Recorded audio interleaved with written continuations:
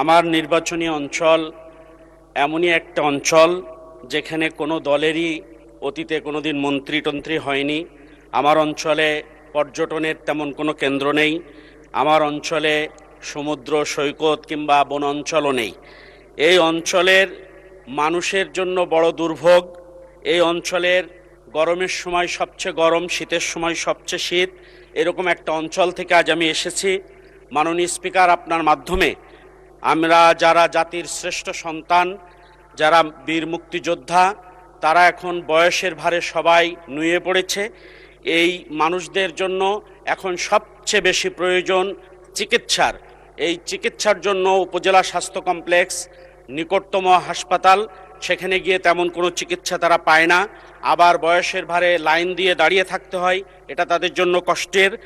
আমার উত্থাপিত বিষয়, জানার বিষয়, মুক্তিযোদ্ধা যে কমপ্লেক্সগুলো হয়েছে, এই কমপ্লেক্সগুলোর ভিতরে মুক্তিযোদ্ধাদের জন্য যারা বেঁচে আছে এবং তাদের পরিবারের জন্য চিকিৎসার কোনো ব্যবস্থা, কমিউনিটি ক্লিনিকের কোনো ব্যবস্থা করার কোনো পরিকল্পনা বর্তমান সরকারের আছে কিনা, এটা আমি জানতে চাই। মাননীয় স্পিকার, আপনাকে ধন্যবাদ। মাননীয় মন্ত্রী। মাননীয় স্পিকার, আপনাকে ধন্যবাদ। আপনার মাধ্যমে মাননীয় সংসদ সদস্যকে ধন্যবাদ।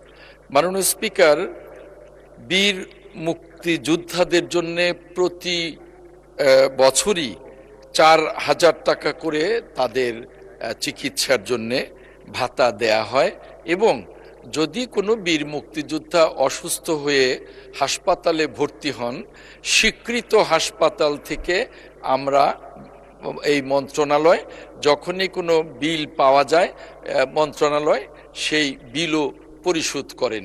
এখন মাননীয় সংসদ সদস্যের যে প্রশ্ন, যে প্রত্যেকটা উপজেলা সদরে বীর মুক্তিযোদ্ধাদের জন্যে কোনো হাসপাতাল নির্মাণের পরিকল্পনা আছে কিনা, আমরা তাদের জন্যে আমাদের মন্ত্রণালয় সদা সর্বদা সচেষ্ট আছি এবং তাদের ভাতার বিষয়ে এবং চিকিৎসা ভাতার বিষয়েও আমরা সচেষ্ট আছি।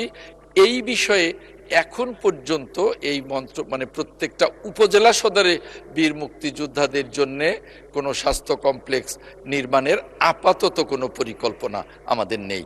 ধন্যবাদ মাননীয় স্পিকার।